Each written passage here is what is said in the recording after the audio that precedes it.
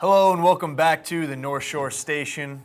I'm Luca your usual host, joined out here for once by Camden Oiler. Behind the glass today is Dominic Farrow on the ones and twos, not usually back there. How you feel back there, Dom? You feel like a stepchild who's like in timeout or something?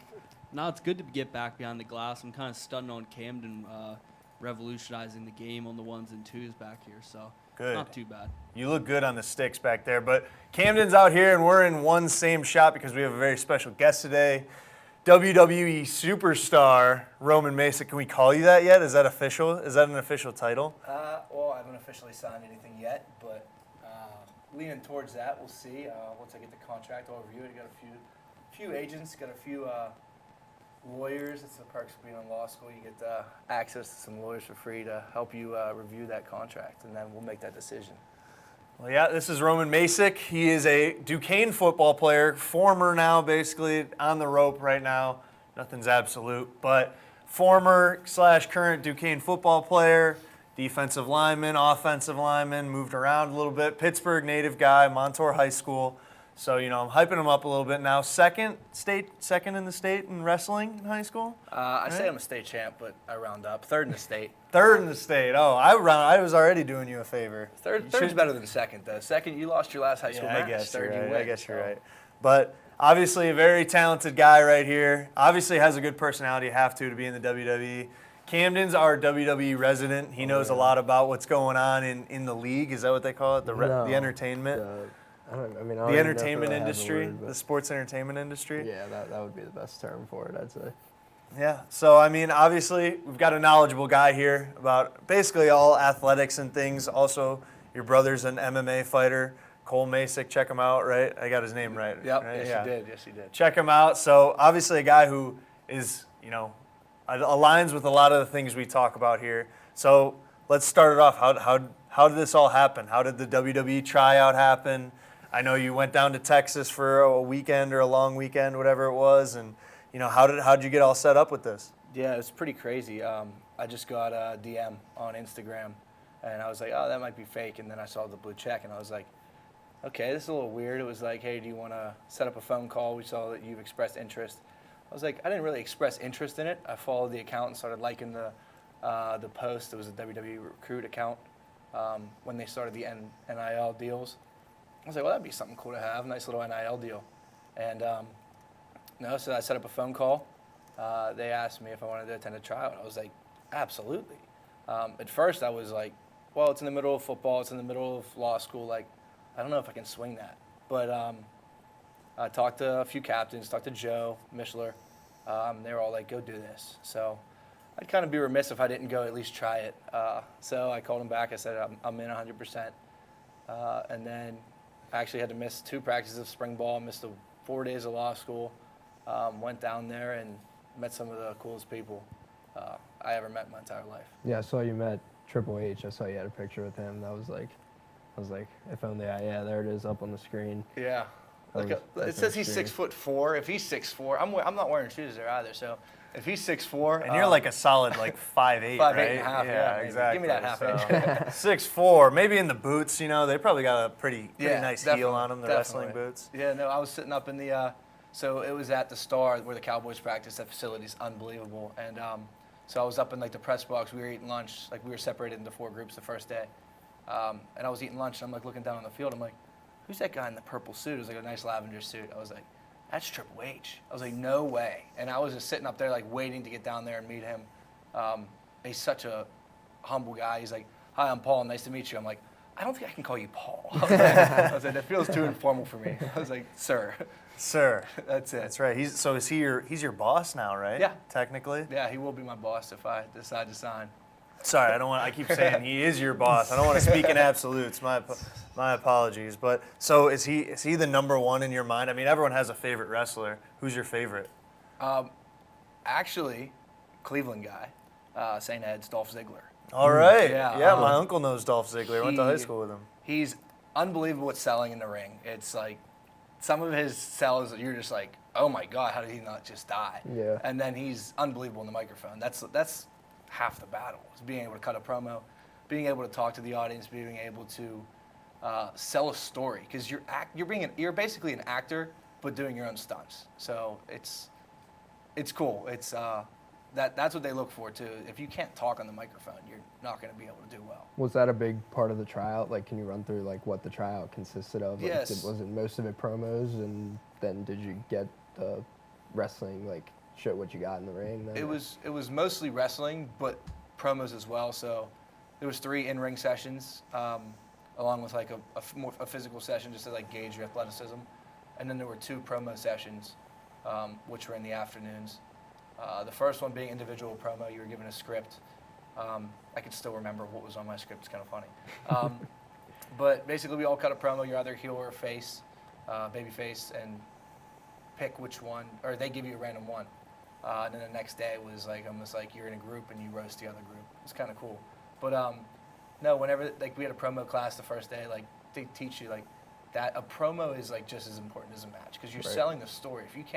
If people don't want to see you wrestle because you don't have a good storyline, it's not going to be Right. that interesting. But if there's a built-up story, then it makes it that much more interesting. Right. Yeah. The promo always sets up the match. The match is nothing Exactly. if the promos aren't anything. So Yeah. would you rather, once you get into it, would you rather be a heel to start off, or would you rather start with that baby face role? See, I feel like me personally, I am a babyface, but I would love to be a heel. I mean, being hated and being cheered is the same. As long as the crowd's interacting in Yeah. some way, not just stagnant. You want them to either hate you or love you. So, I mean, being booed, you're doing your job right. So, I think that'd be kind of cool. Absolutely. Yeah, I think making them feel something is obviously a big part of the WWE, and you definitely make people feel stuff when you're around. I think you're a guy, you know, knowing from firsthand experience, when you walk in the room, people know it. I would also agree, you're a baby face. Seeing you walk around on campus, you know everyone. Yeah. So, you know, you're a social butterfly. I could definitely see the baby face persona sticking with you. So, but yeah, I mean, do you think you have it in you to be the heel, though? Yeah. It's more of a, I don't know if I would be like an evil heel, but more of like a cocky, arrogant heel. Yeah. I feel like I could give that persona off. I try to do like little things like when I'm even talking to my parents, they'll say something like, I'm a WWE Superstar now. They're like, you kidding me? Like, just like start yelling at me. I'm like, I'm practicing. Like, I'm getting into character here. Like, Yeah. it's You pretty got to cool. do it. You got to fake it till you make it, right? Exactly. Yeah. Whether you're there or not. Yeah, So- that's what a lot of the, especially the heels, like they'll stay in their character, like, because especially like in public and stuff, like a heel in public, like if they see a kid or something, they gotta like stay in character, so it's like, you know, it doesn't ruin the story and the actual. I actually think some of the best ones are the ones that are able to switch into the character in ring and then outside of the ring be themselves, like have an on and off switch. I think that's some of the best wrestlers. Whenever you can do that. Yeah, I mean, so obviously I feel like you mentioned it, you know, that you got to stay in character around kids. A lot of people get into it at a young age. I know I did. I was a big WWE fan when I was a young age.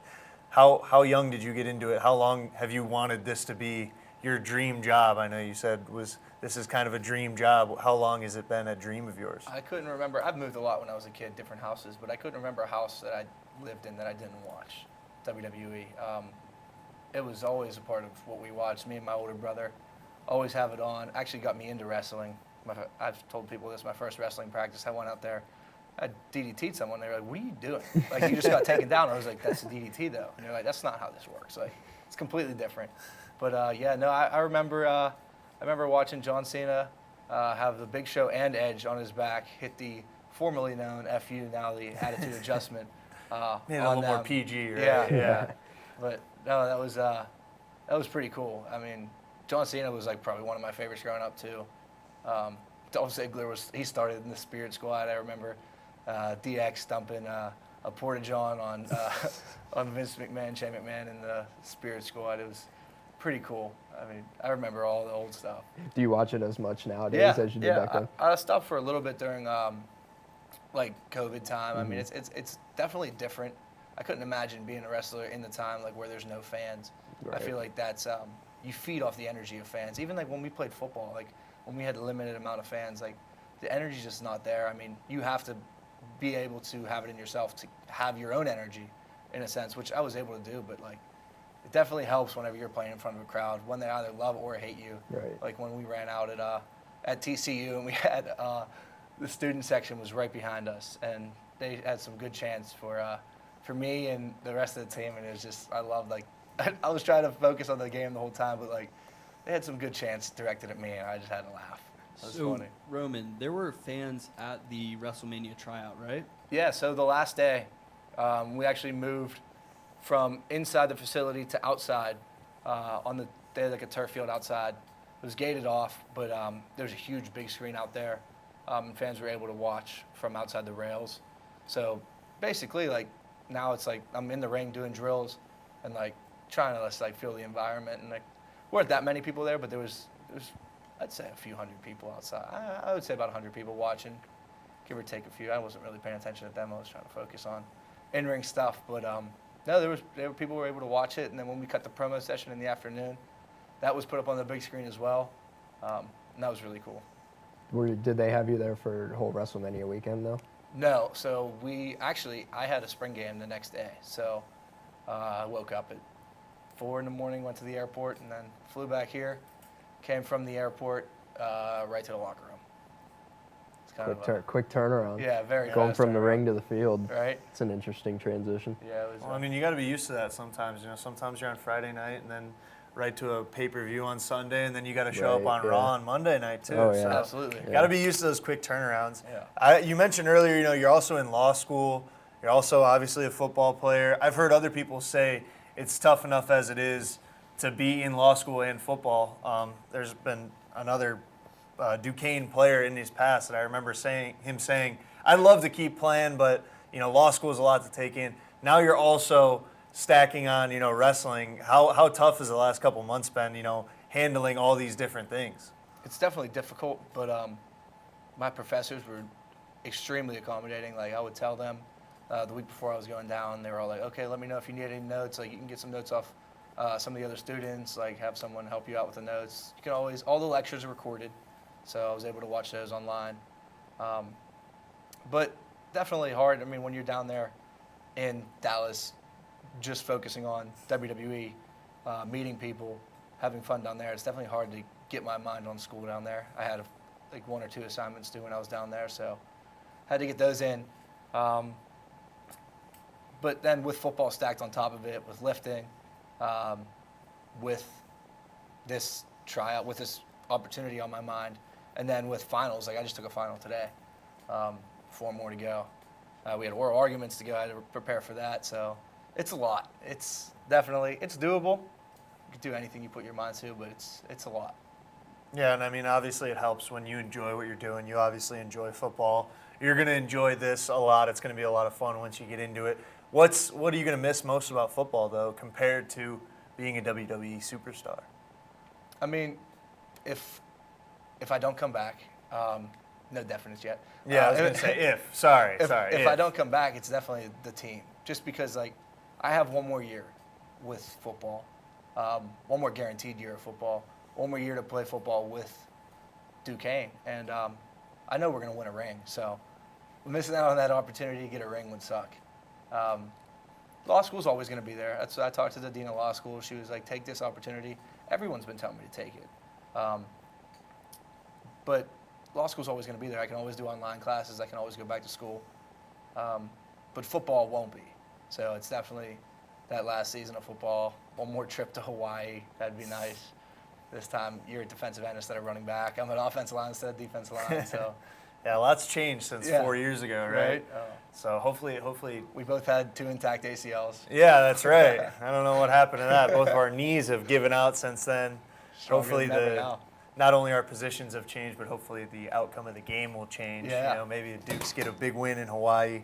We'll see. Hopefully no one throws up on the field this year. I don't know if that's out on YouTube or something, but look up that Dan video's Parr yakking out on the field in Hawaii. Good time out in Hawaii. But yeah, I mean, obviously, just speaking for the Duquesne football team, obviously we're all going to miss you. Huge personality. You got to be a personality to be a WWE superstar. You've got it. I mean, everyone who's said that, or everyone who heard the news of you kind of said, yeah, I'm not surprised. He's cut out for it.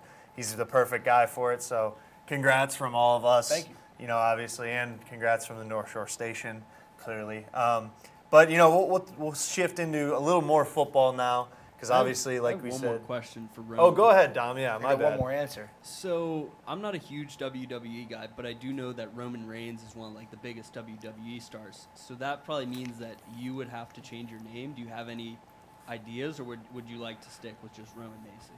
Well, I don't think I have a choice. I'm pretty sure I get told. I might have an option of a few names from what I've heard. I don't know what's true. I don't know if they just give me a name and say, here you go, that's your name. It's highly unlikely, like 99.99999% chance that my name will not be Roman.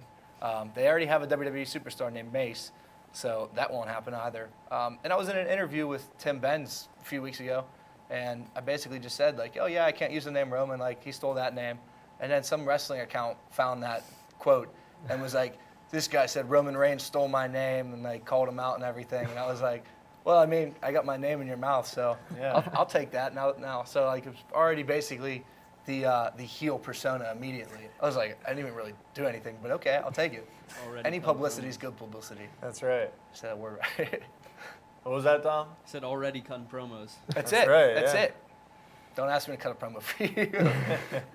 Go ahead, Cam. I'm sure you got another Yeah, WWE yeah, question. I got like kind of combined, but two more. So, what wrestler, past or present, would you like want to emulate the way you would want to wrestle around, and then give me an ideal like finisher, like, an ideal put away. I've been trying to think of a finisher. We can go through the table right here if you got That's something. what I'm saying. I'll That's what I'm saying.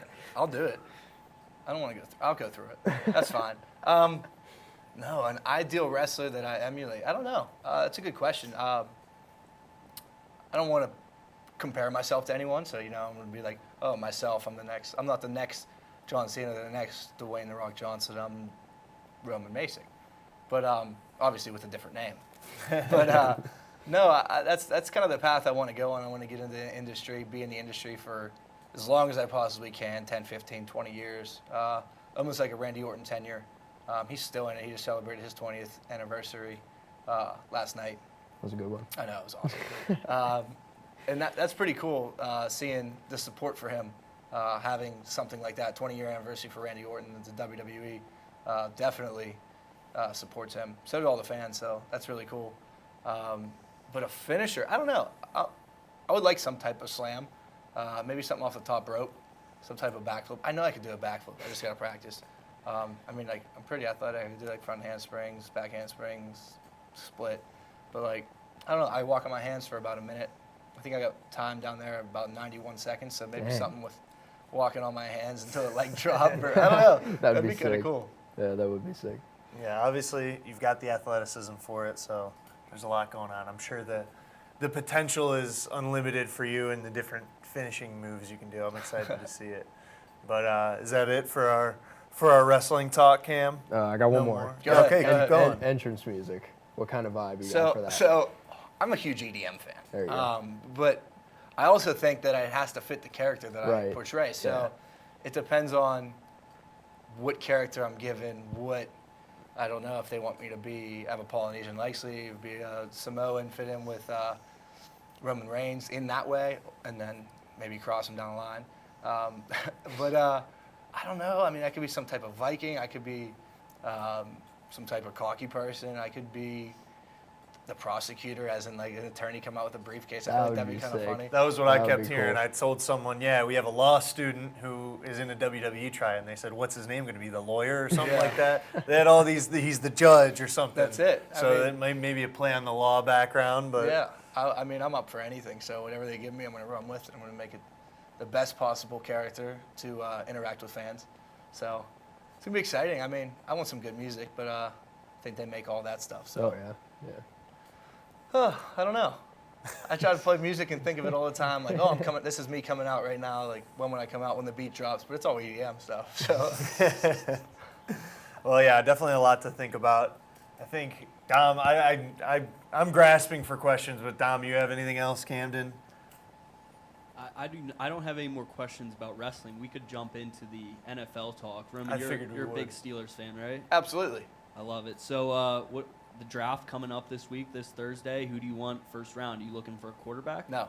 What are you looking No. for? Though I do love Kenny. I call him a friend. Hung out with him a few times. But I don't see the need for a quarterback when you just sign Trubisky right now. If he does well, then you got a good quarterback. If he does bad, now you have a good pick next year. I don't say jump on a quarterback. I like Jordan Davis, interior defensive lineman. I don't know if Stephon Tuitt will be back. I heard he moved. I have some inside sources there.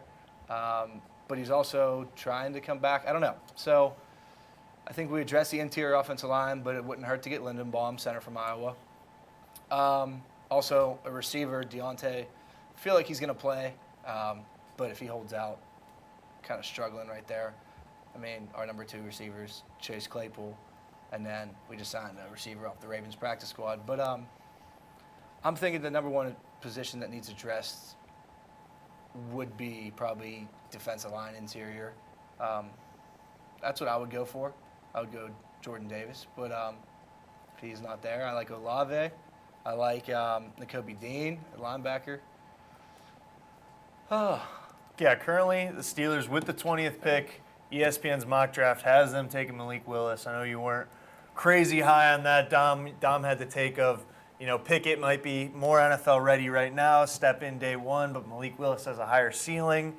I know someone else mentioned Matt Corral earlier in terms of the Steelers, but I don't know if he's a first-round guy.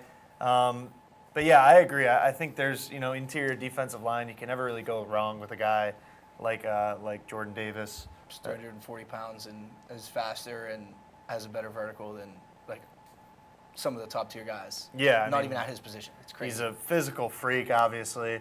I think it's interesting because every time I bring up the Steelers, I've said they've got good guys at skill positions, but their offensive line's a little weak and their defense is good, except for maybe interior defensive line.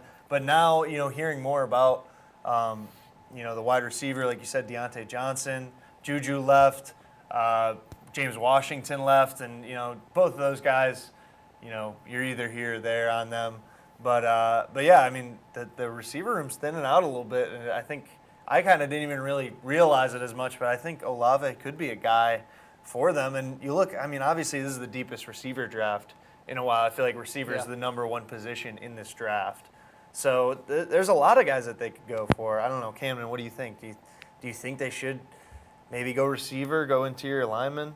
I mean, I think it all depends who's there receiver-wise. Like you said, it's deep, but I think there's some of those guys that it's like, you don't want to reach on them. There's guys that are going to go off the board, like Olave, Williams, guys like that, Drake London. They're all going to be probably off the board at that point. So, I think it's kind of like where I am with Washington right now. It's, it's not really a set guy right now. It's kind of, we're going to look at what the teams before us do and then try to go from there, see what's available a couple picks before us, and then make a decision from there. I think Steelers are all in on a quarterback. You can just tell by the way they've been talking to the media. Last year, they were looking at running backs. You knew it was probably going to be Najee Harris.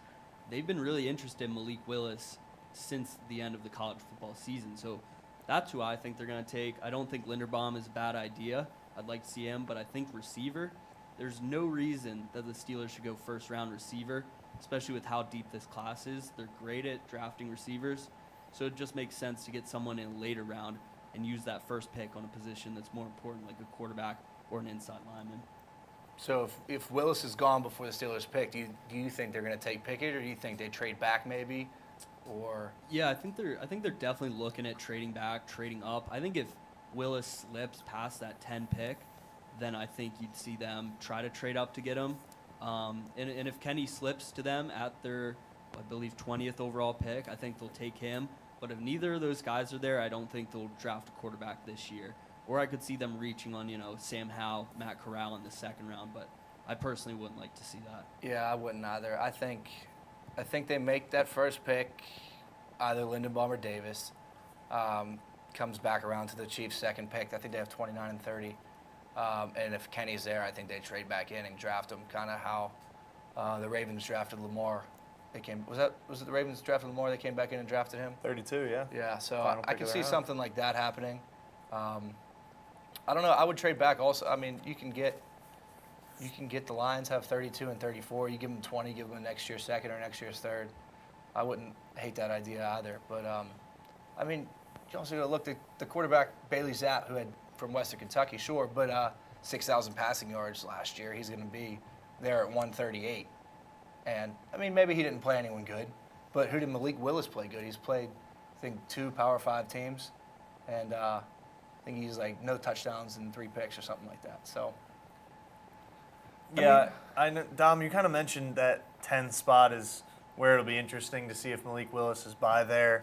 Right now, ESPN has the Panthers trading up with New York, the Jets, or maybe the Jets traded up earlier. I'm confused on how they have the trades mapped out, but whatever. It has the Panthers at 10 right now, taking Pickett, which I think is interesting because I don't know, why would they take Pickett over Malik Willis, really? It's not like the Panthers are that ready to win right now, are they? And I think if they were, they would have traded for Baker Mayfield or something, because not that I think Baker Mayfield's a guy that can win right now with a bad team, but if they had a good enough team where they were ready to win right now, Baker Mayfield could get it done, right? Baker Mayfield will play well if that offensive line played well, because they have one of the best running backs in the entire game.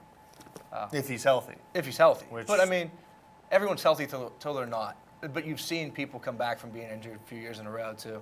Oh, that guy was injury risk. Now this guy's a rookie of the year, or not rookie of the year, but comeback player of the year, like Adrian Peterson, for example. Tore his ACL and then rushed for, 2,000 yards the next year? So, I don't know. I think Baker's going to find a right home. I think will be a lot better. Yeah, I think it'll be interesting for him. Going past that 10th pick, we have Washington after, which, I'm sure Camden has something to say. But in terms of quarterbacks, Washington's not going to take one. We mentioned that. They traded for Wentz. Minnesota's at 12. They're not going to take one. They just gave a big contract to Cousins. The Texans are at 13. It has the Chiefs trading up to get Jameson Williams, which I don't know if they'll trade up. I think if they do for a receiver, it would be Jameson Williams. They have no receivers now, right? I mean, they have Juju, but that's a wide receiver 3. They have Marquez Valdez-Scantling. He went there from the Packers. Stacked. He's not great, but they still have McCole Hardman, who I think's pretty good. Not I could see them going for a receiver here, trading up for a wide receiver. But like you said, Don, this receiver draft is so deep, they might not have to trade up to get a good one. But moving on, then it's the Ravens, the Eagles at 15. It has them taking Garrett Wilson, actually, which I think is pretty interesting. But are the Eagles in a position to take a quarterback? I don't think so. I like Jalen Hurts, but it seems like a lot of people have said that they wouldn't mind having a quarterback in Philly that's not Jalen Hurts, that's a new quarterback. Dom, I know you're a little more in tune with the Philly talk, so what do you think? I mean, the Eagles saw what happened last time they drafted a quarterback first round when they already had a guy that they were calling their starter. I don't think they want to go through that mess again. And I also don't think it makes sense in this draft to get a quarterback when it's one of the weakest quarterback classes in years. I think it makes sense to give Hurts one more year. And if it doesn't work out, they have a decent first-round pick next year. They also traded with the Saints to get another first round next year, so they got 2 already there. It makes sense in a deeper quarterback class to give Hurts one more year. And if things look the same as they did this year, then they go get their quarterback. I don't think it makes sense to do that this year, though. Yeah, I don't really understand the malcontent with Hurts. I feel like he's a good player. Yeah, I think he's a very good player. Exactly. He got him to the playoffs. Obviously, they were talking about trading for Russell Wilson and things like that, and I guess that's an upgrade. But at the same time, with that, I don't know. Their play style is very similar.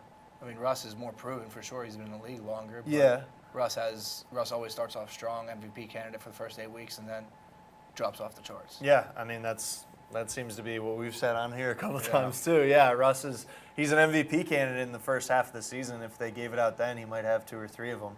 But yeah, he falls off. Saints next. Could they be a place that goes quarterback? I mean, I like Jameis as much as the next guy, and I love him. I know, Dom, you love Jameis, but I mean, they could be a place that goes quarterback, right? Yeah, I definitely think so. I saw this headline earlier this week. NFL Insider expects New Orleans Saints, Pittsburgh Steelers to draft quarterback in round 1. I've seen that a bunch of places, so I think that's a big possibility. I don't think they're very high on Jameis like we are, so I wouldn't be surprised if they took a quarterback round 1. I agree. I mean, their cap space is struggling really bad, so get a cheap quarterback on a rookie contract for 5 years would be a smart move by them. It's actually interesting because ESPN has them taking Chris Olave right after the Eagles take Garrett Wilson, so back-to-back Ohio State receivers. Chargers at 17, they're not going to take a quarterback. It has them taking Jordan Davis from Georgia. Eagles again at 18, Daxton Hill, safety from Michigan. Then the Saints again. So, if they're going to take a quarterback in the first round, it could be any of these picks. And then finally the Steelers at 20. So I think if Malik Willis is past the 10 spot, I think it's a pretty high probability that he lasts to 20. So I don't see the Steelers trading up for him. I think if there's a trade in the Steelers at all, like you said, Roman, I think it's going to be back. Yeah, I agree. If Pickett's taken earlier, like that draft said, and the Saints' first pick's not a receiver, then I can see the Steelers trying to jump him, knowing that the Saints are probably going to pick a quarterback. If that Saints' first pick is not a quarterback, because there's only one. Who's after the Saints? Philly. Because Saints, Philly, Saints. No, it's Saints, Chargers, Philly, Saints. So we could possibly, if there's only one quarterback out of those two, if Kenny or what's his face? See, I don't even know their names. That's why Malik Willis? Yeah, if Kenny or Willis is there, and the Saints don't take him in that first pick, I could see the Steelers trying to jump him, knowing that they might get taken that next pick. Only trading up one spot or two spots might not have to give up that much. Yeah, I agree. Keeping on quarterbacks, Matt Corral is kind of, I guess, the third quarterback that people have talked about, either him or Ritter. It has Corral going 40 to the Seahawks, which I think is interesting. And then they have Ritter going 43 to the Falcons, which is very interesting because who's the Falcons quarterback going to be this year if they don't take a quarterback? Oh, Mariota, that's right. They picked up Marcus Mariota. I like that pick. So, and I like that a lot. I agree. I'm a high guy on Marcus Mariota. I think he's a good player, and he's a seasoned guy now, so I like that pick. But coming back to early in the first round, we'll talk about Washington at the 11th spot. Camden, it's your time to shine. It hasn't taken Kyle Hamilton out of Notre Dame. You got to be licking your chops on this pick because I know you're a big Fighting Irish fan. You're a big Commanders fan. You're a big Washington fan. I don't know how you feel about the Commanders yet, but it'll grow so on me. What do you think about this? I mean, if Kyle Hamilton falls to 11, I might jump for joy. I might skip around the living room as I watch the draft. That will I feel be. like that's a pretty mild thing to do. I'd be skipping. That is a perfect pick for us. The secondary needs help. He'd fit in well. Great. Do I think he falls to 11? I think it's difficult. So then we just kind of, like I said earlier, we're just kind of look at what's available. What receivers are still on the board. Do we think it's worth going after one of those guys that's still there? And then there's other safeties like McDiffle's down there that we could jump up on if we wanted to get him. If Stingley from LSU drops, we could grab him because he has the thing with he didn't do the combine and stuff, so he's been all over mock drafts. Yeah, I've seen him. Yeah, that ESPN has him at 3. I've seen him dropping all the way to 11 to us. So, it's all about pick and choose. But I know if Kyle Hamilton is on the board at 11, I want to see. I don't even want to see the time pop up on the thing. I just want to see pick is in. Yeah. And then Goodell walks out, and then Kyle Hamilton. That's exactly what I want to see. Well, the way this draft has it looking, they basically would have their. You mentioned receivers. They basically have their pick of the litter here because the only receiver that they have being taken is number 8 with the Falcons, Drake London out of USC, who I don't really understand why that many people are high on him. I'm not a huge Drake London supporter. I don't know about you guys, but he just seems like an average go up and get it guy who, that works in college, but I feel like we've seen it a lot where that doesn't translate to the NFL game as much. Yeah, no, I mean, with what Washington has been, releasing and stuff, he's number 1 on their receiver board as well. Yeah, so I think if he's there at 11 and Kyle Hamilton isn't there, I think that's who they're going to end up going with. I personally think, some of those Ohio State guys or Williams would possibly be better to bring in than him in the long term. I guess you could say London is a high risk, high reward kind of guy, You don't know exactly what he's going to bring, but what he can bring is stellar, and he would probably be a great addition right next to Terry McLaurin on the other side, and then you just fill in the other receivers from there with some of the depth guys that we got like Cam Sims and Curtis Samuel if he can stay on the field. So, I think it's a pick to go with at 11. It's not anything that's going to destroy you if the pick doesn't go the way you hope it does, but it's definitely something that. It's definitely something to look out for. He's definitely not a guaranteed baller in the league yet, I'd say. I completely agree. Dom, who's your top receiver in this draft?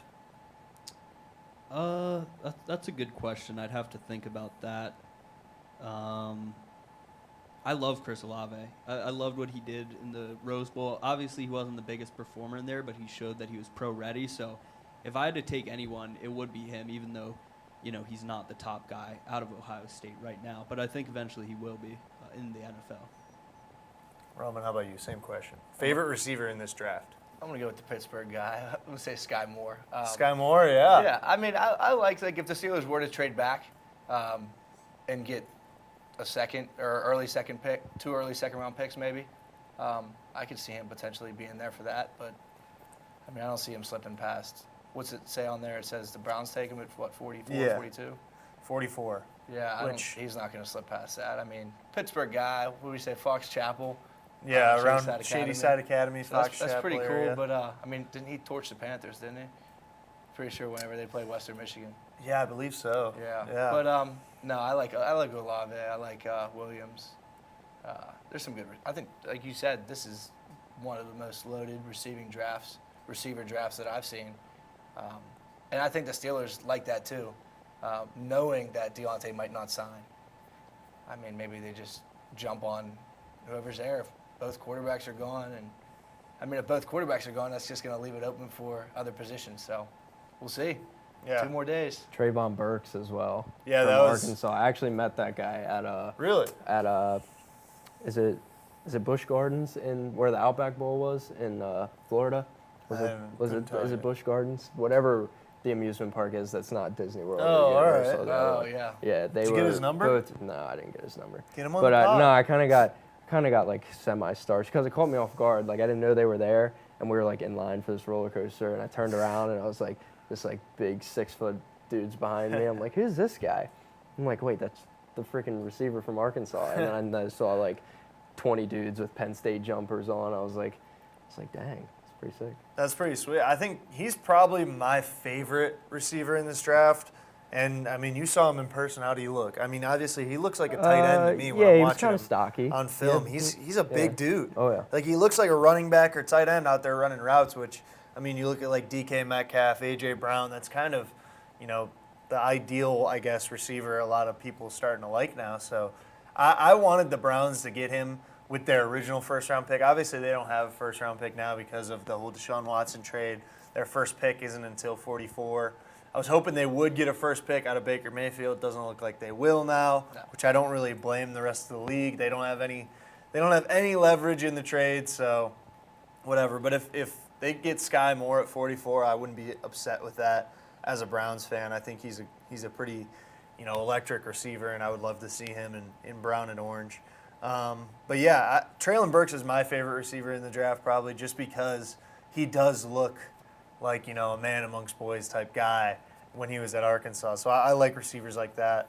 I really like Jahan Dotson from Penn State. State. I think that's going to be a big steal for the Chiefs. Late in the first round, I think they're going to get that replacement for Tyreek, a creative, speedy receiver. I think they're going to get their guy, and I think he's going to be sensational with Mahomes as his quarterback.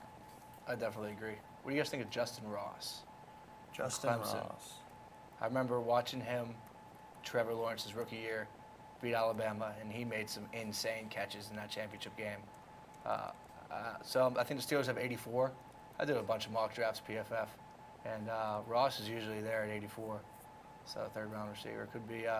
Obviously we know the Steelers are good at drafting receivers, so whatever receiver they take, I feel like can't be bad.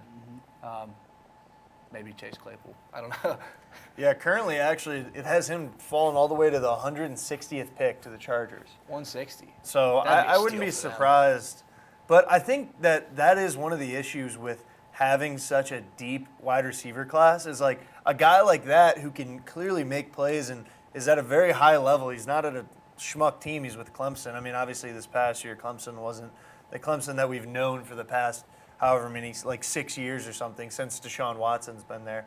But, with such a deep receiver class, you can only get so much TV time for so many guys. And this guy could be a guy who, he goes at 160, but he ends up being the best guy in the class. So I wouldn't be surprised.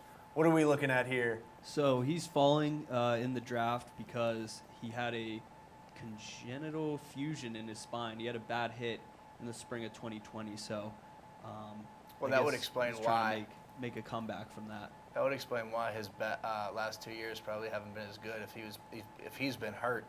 So, I mean, if he can stay healthy from that, then he's going to be something special. But Yeah, that could be a steal for sure. yeah, that's a high risk, high reward right there. Yeah, I mean, So- and there's a lot of guys like that who Yeah.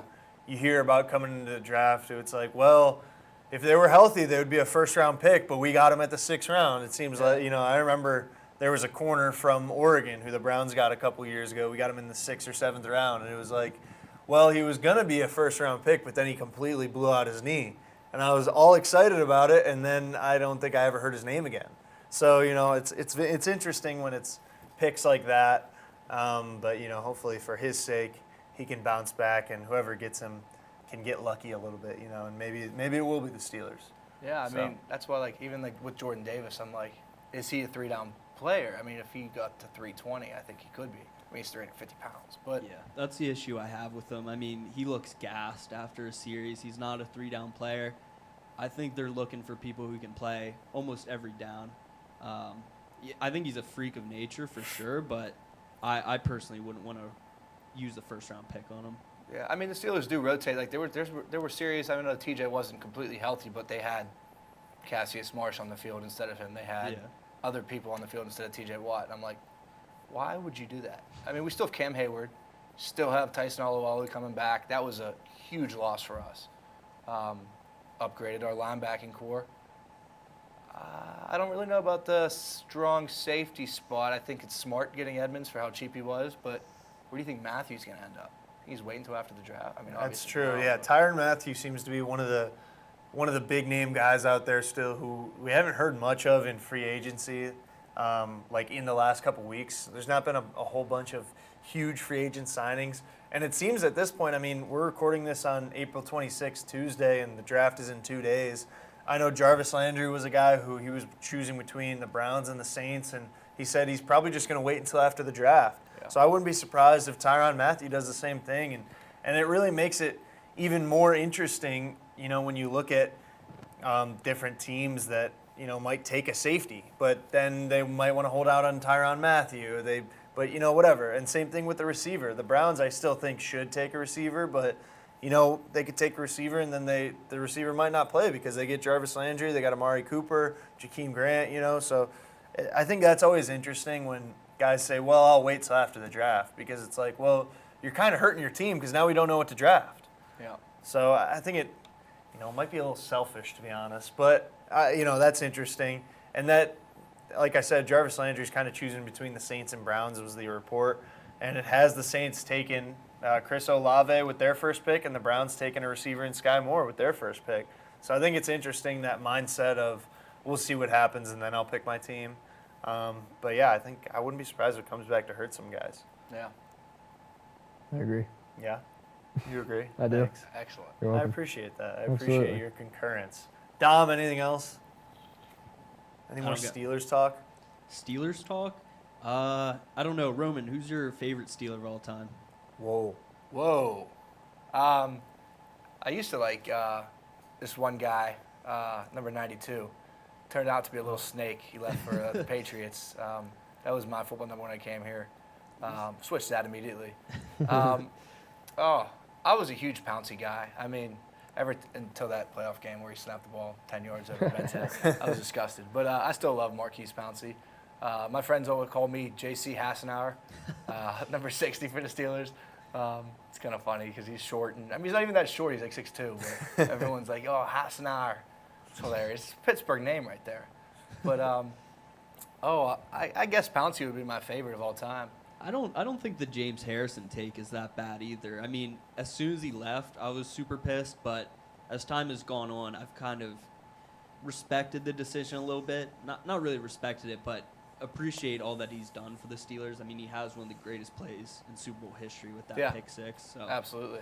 I can't hate on that take. That's probably the best Super Bowl of all time. I mean, I'm a little biased, but that, and then you have the corner touchdown to Antonio Holmes. Like, you kidding me?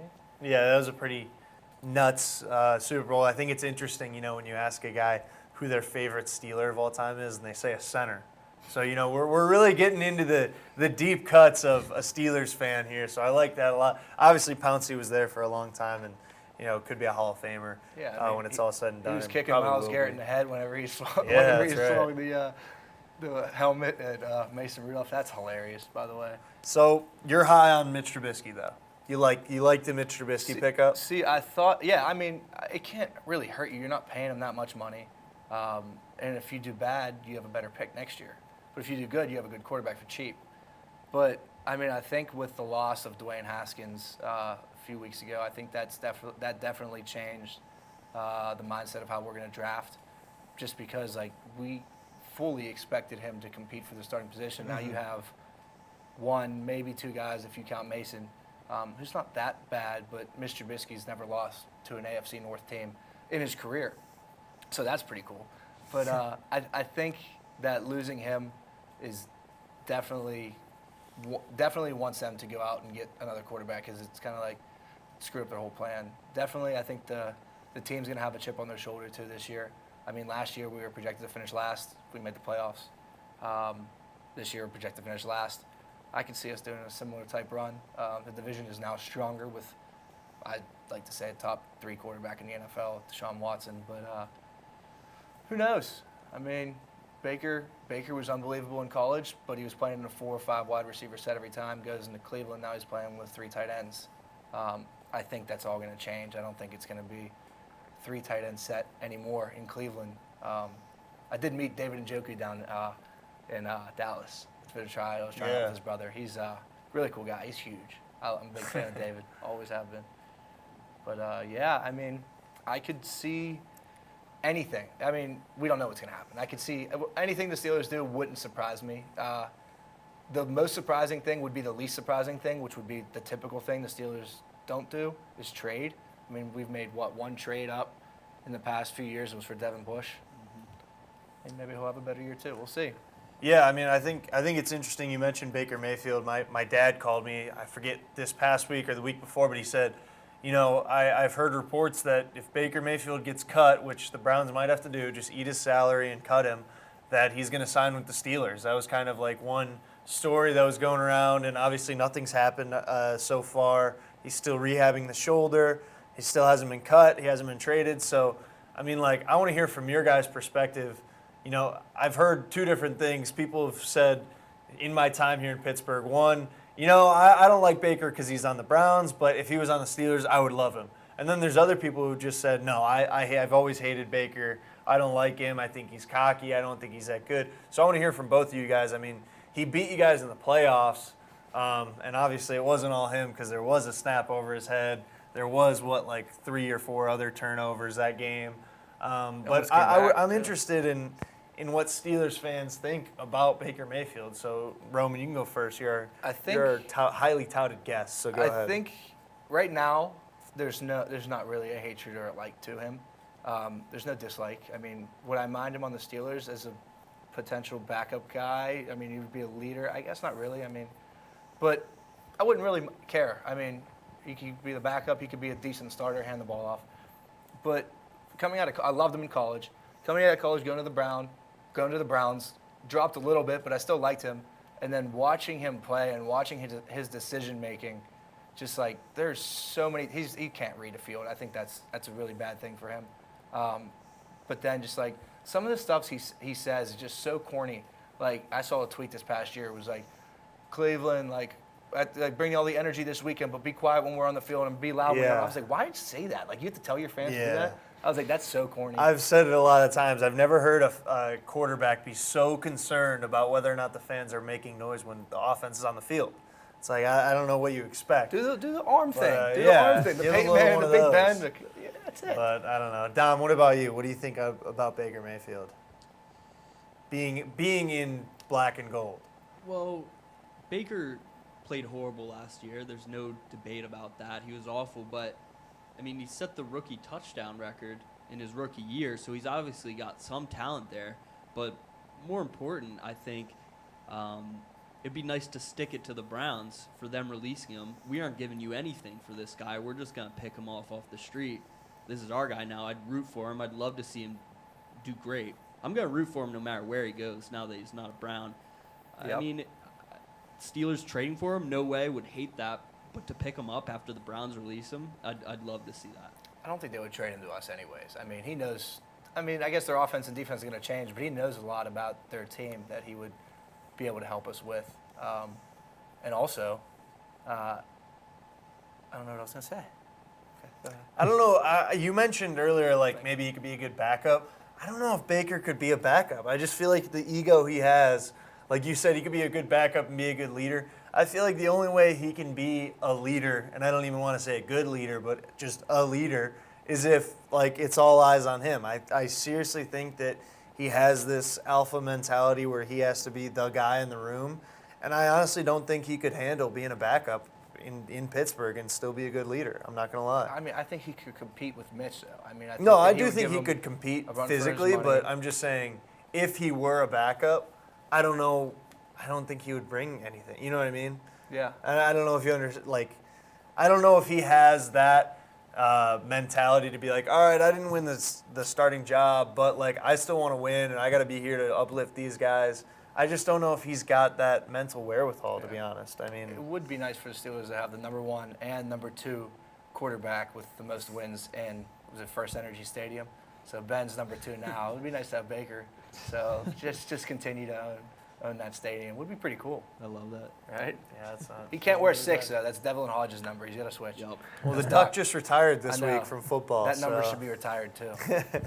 I've been in the game. I've been on TV with a duck hat on, looking like a 13-year-old kid. It's kind of fun. Dom, staying on Baker, I think it's interesting just because you said, you know, he set the rookie touchdown record. Today someone texted in a group message that I'm in and said, give me one word to describe Baker Mayfield's tenure with the Browns. And I simply said inconsistent. It's consistent. It's the Because only thing I've year heard. one, he looked great. He set the rookie touchdown record in 13 starts, no less. Didn't even start the first 2 games. Came in halfway into game 3. Didn't even throw a touchdown that game. So in 13 games, really, he set the rookie touchdown record. Year 2 came out, looked terrible. We had a losing record. He didn't look good. Year Also 3 had came out. We looked Freddie good. Kitchens. What's that? Also had Freddie Kitchens. Yeah, had Freddie Kitchens, but you know, I mean, you can make an excuse for him, but at the same time, you know, whatever. Year 3 came out, looked good, had a Coach of the Year candidate, so maybe that made the difference. Not Coach of the Year candidate, he was the Coach of the Year, Kevin Stefanski, right? Yeah, sorry. And Aren't you a Browns fan?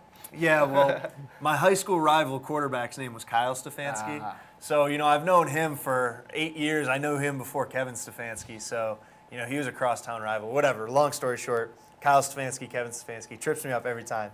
But, and then year 4 looked terrible. Had the injuries. Again, you could make excuses for him. He should have been sitting out most of the year. But looked terrible again. So, I mean, inconsistent is the only thing I can really say. If I had to give one word, Dom, could you give one word to describe him any better than that? I think inconsistent's a good word, and I also think dumb is another word that you can Dumb. use. So disrespectful. As soon as he was hurt, he should have taken that time off and maybe Yeah. came back later in the season, or maybe just took the rest of the season off, because I guarantee if that happened, he'd still be a Brown today, and Deshaun Watson would be a Panther, or he definitely wouldn't be a Brown, though. Falcon. And he also had to deal with a dumb coach, Freddie Kitchens, and in a dumb organization in general. So if I could describe the tenure, I'm going to use the word dumb. Macek, Roman, No, I one mean, word. I mean, I don't know if I have a word, but I have a meme. It's the Baker Mayfield cycle where Oh, yeah. you know we exactly what I'm talked about talking about. that. That's yeah. the best thing in the entire world, where he beats an inferior opponent. That's one part of it, and then everyone's so high on them, and then they lose to I don't know what the cycle is. I forget, but he loses to the inferior opponent. Yep, and then he blames the media because they were down on him. And he says he's going to come in with a chip on his shoulder, and he still plays bad. But And then they win, and now he's the underdog. Or now they yeah, the underdog mentality. Underdog mentality, that's right. Walk-on mentality, there it is. That's it. Play There like you go. Play shit. like shit. We're here. Criticized by the media, underdog mentality, chip on his shoulder, beat an inferior opponent, call out the doubters, play like shit again. Yep, That's it. That's I it. dealt with it for 4 years, I know. I do think he might have deserved one more year, but whatever. Camden, one word, Baker Mayfield's tenure with the Browns. I'll be nicer than Dom. I'll say reckless.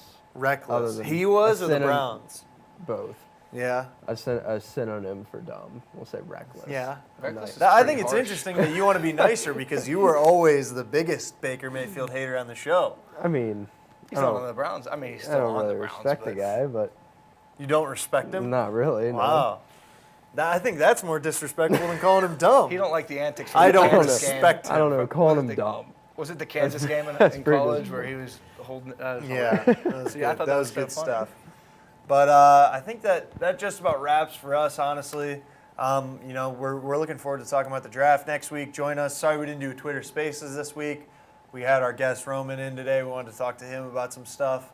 So Roman, thank you for joining us. Obviously, any closing thoughts? I don't know if you want to cut a promo to our camera right here real quick. No, I mean, thank you guys for having me.